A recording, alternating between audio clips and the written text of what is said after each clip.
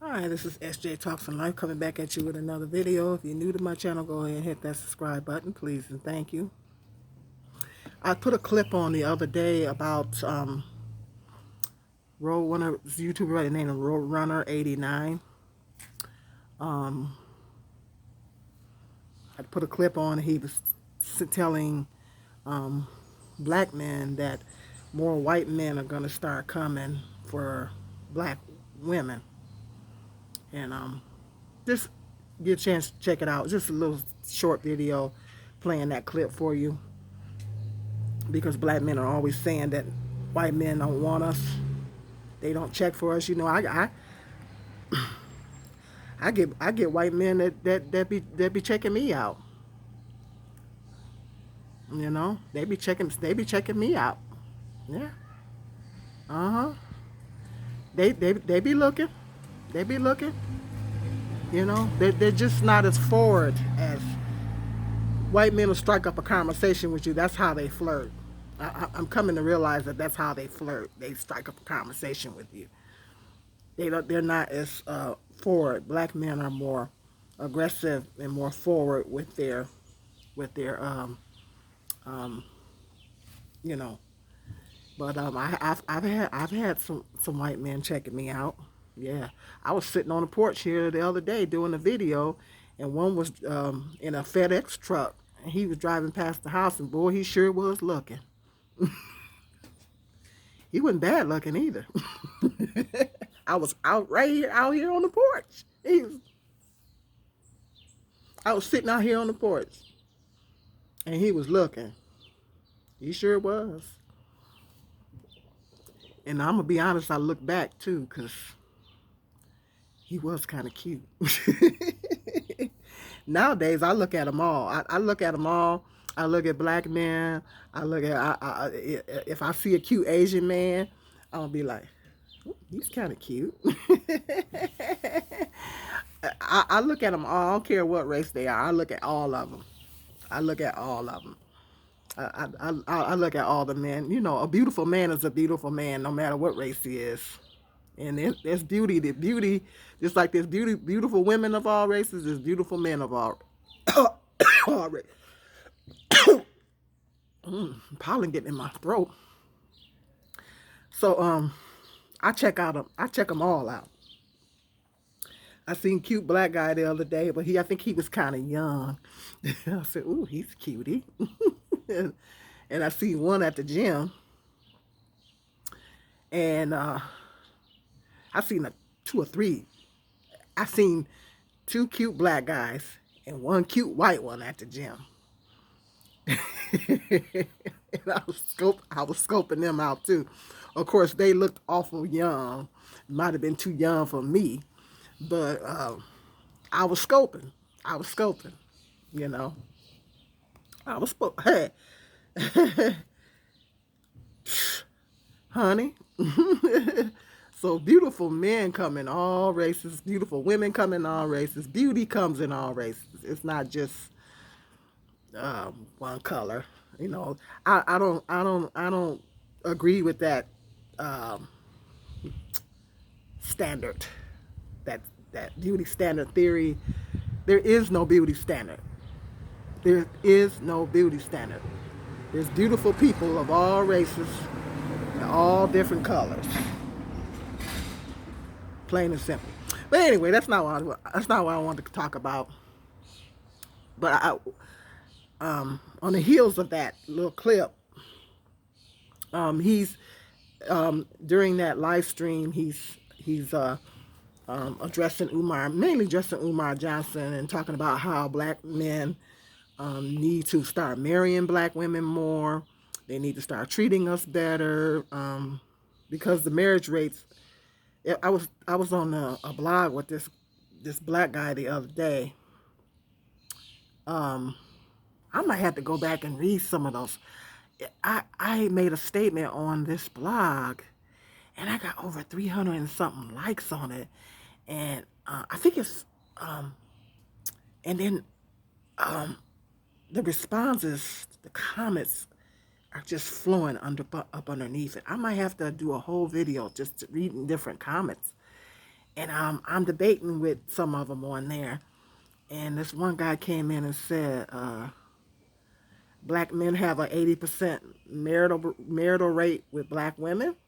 And I said, no, black women only have a 30% marital rate. What are you talking about? And what he means is that out of the 30% of black women that are married, most of them are married to black men. That's what he's saying, pretty much. Black men have low marital rates too, and uh, that's what he means. Out of the 30% of black women that are married, they're married to black men. That's what he's saying. Which I told him, I came back and said that's not a flex. That's not a flex because when you look at the small percentage of black women that are actually married versus other races of women, our marital rates are low, very low in comparison to other races of women. In the 1950s, black women's marital rates were a whopping 50%. 50%. Once the 1970s hit, they started tapering off. It started, the marital rate started going down for black women from the 1970s on up, and they went down lower and lower. Now it's only like 30%. That's a huge drop. It's a huge drop. And what that tells me and a lot of people is that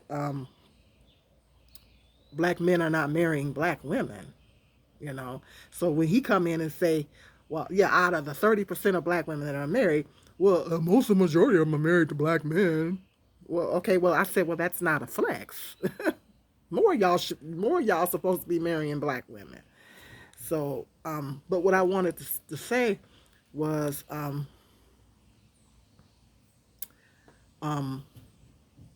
white black men have an issue. There have been white men coming on TikTok, um, and YouTube. More and more white men are starting to speak out about, because black women are getting publicly bashed by, we're the only race of women that get publicly bashed by our own men. I really don't see white men coming on YouTube bashing white women, Asian men coming on YouTube bashing Asian women, Mexican, Hispanic men coming on YouTube bashing Hispanic women. The other races, from where I see, and I watch a lot of YouTube, and from where I see, where I'm sitting, it just seems like most other races of men have respect for their women, and but black men are the only race of men that come on YouTube and they publicly bash their own women, and they make money off of it. You know, we as black people, we bash each other. Black women are bashing black men as well. But there's a huge percentage of black men that are coming on YouTube and they're bashing black women. And white men are seeing all this. White men are not stupid. They're not dumb. And they're seeing how they're looking at the black femicide rates. They're looking at the high single parent rates in the community. They look at how black men publicly bash black women, and they're speaking out on it. They're speaking out on it, and they're telling black men that black men need to start treating their women better. Black men are telling white men, mind your own business and stay out of black people's business. You don't have the right to speak out on it. But you know, this is what how I look at that. This is what I think. I think that I don't care what race of men it is. Men should be able to hold other men accountable. I don't care what race it is. I don't care if you're green. I don't care if you're a green man. If you're seeing another race of men disrespecting a woman, then that man ought to be able to check that other man. And I think more white men will speak out, but they're afraid because they don't want to be labeled a racist. Brent is he's the one that's brave enough to come on YouTube and I love Brother Umar, but he doesn't speak out. He doesn't speak up. He doesn't address the black men like he should. He doesn't hold the black men accountable like he should. You know, like I did that other video. If you haven't had a chance to see it, I'm gonna link it up. I told him he needs to talk about the black femicide rate more, and he needs to talk to black men more about the black femicide rates and the abuse of black women, domestic violence against black women. He needs to advocate for black women, and it needs to address black men more in regards to that. And he's not doing that. He's so busy worrying about interracial relationships. It doesn't matter what you say, interracial relationships is going to happen. They're going to happen.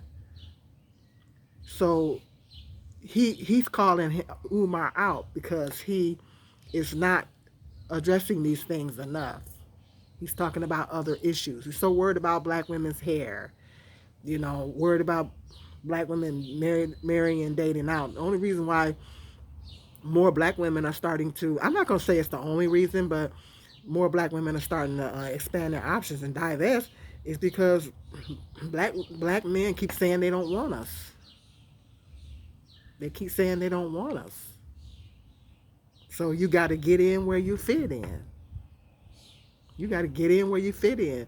I was watching an interview the other day of Tina Turner. I was watching her interview, one of her interviews the other day, and they asked her, the guy was interviewing Ike, and then he interviewed her, but it was via satellite. It was separate, and he was trying to start something, and Ike said something about her, you know, not having any black people, hardly any black people on her staff, and all this kind of stuff. And then he got his nerve, and then she said, "Well, the white people embrace me more." She said, "In Europe, I'm big as Madonna. I'm not as big here in the United States as I was in Europe." She said, "In Europe, she was. Did you know Tina Turner was a huger star in Europe? I didn't know that until I seen that interview." She said, I'm on the level of Madonna in Europe." She said, "It's the white people that embrace me more." She said, "I had open auditions for musicians. The auditions were open." She said, "No black people came." She said, "It's not that I didn't try to give black people opportunities. The auditions were open. Anybody could have came in and auditioned." She said, "But the black people didn't show up. So we just picked the best out of whoever showed up." She said, and she said the white people. So basically what she said in a nutshell is that she got in where she fit in. And sometimes in life you got to get in where you fit in. You got to go she went where she was being celebrated. She was being celebrated more in Europe. And that's where she went. Sometimes you got to go where you're being celebrated. And so sometimes black women have to go where they're being celebrated. We got to get in where we fit in. I'm totally for black love. I'm an advocate for strong black families. But I don't have a problem with interracial relationship if a person can find someone of another race, find love with someone of another race, then color should not be a factor. Race should not be a factor because God created us all. And I believe that men should be able to check other men regardless of race. It shouldn't matter what race. That's just like the tables were turned and lots of white men were mistreating white women and they were publicly bashing them and this in large numbers, huge numbers. We know some white men do. There's some white men that do that. But I'm talking about if the tables were turned and white men were publicly bashing their women, consistently publicly bashing their women and not marrying their women and just treating their women like crap, then black men should come in. I think the black men should come in and check the white man and say, "Hey, look, you're not treating your women right." All women should be protected, all across the board. All women should be protected.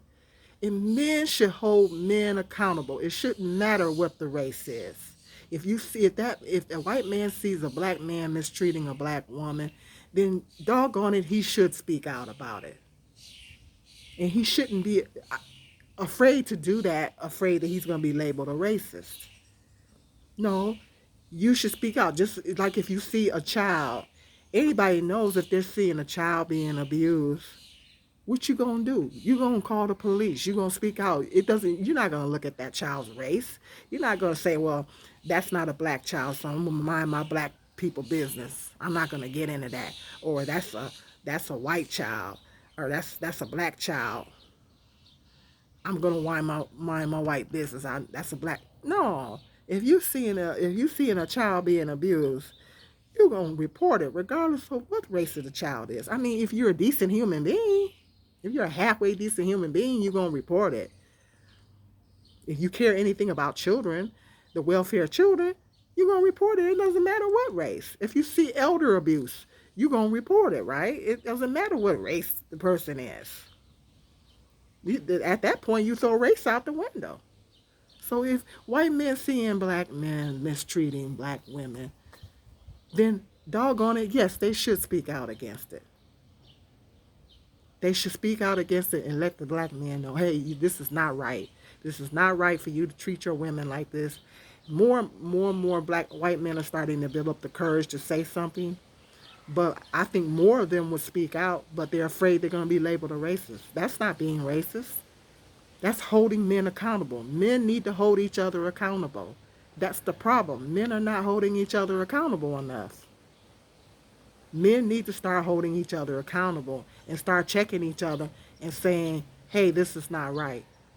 The good black men in our race need to start checking the bad black men in our race because they're making all of them look bad. They're making all of the black men look bad. So they're making them all look bad. Because we all know that we get judged as a collective. We get judged as a whole. We don't get judged as individuals. We get judged as a whole. And black women check other black women. Hold other black women accountable. More and more, I'm seeing more and more videos about that. Black men need to start holding each other accountable. Men, period. But black men and if white men, it's nothing wrong with that. Because all women deserve respect, no matter what race. And all men, any race of men should be able to check. It shouldn't matter. If you see a woman disrespected and mistreated, then yeah, you should speak out. If you're a man and you're against that, then you should speak out against it. Regardless of what the race of the man is, regardless of what race of the woman is. You know, and if you don't agree with that, then you're not interested in the protection of black women. You don't care about black women, and you're not interested in the protection of black women if you're against that. So that's what I wanted to say, amongst other things. So hit me up in that comment section. Let me know what your thoughts are on that. And make sure you like, subscribe, and share. And hit that notification bell so every time I do a video, you'll be notified. Until the next video, be blessed.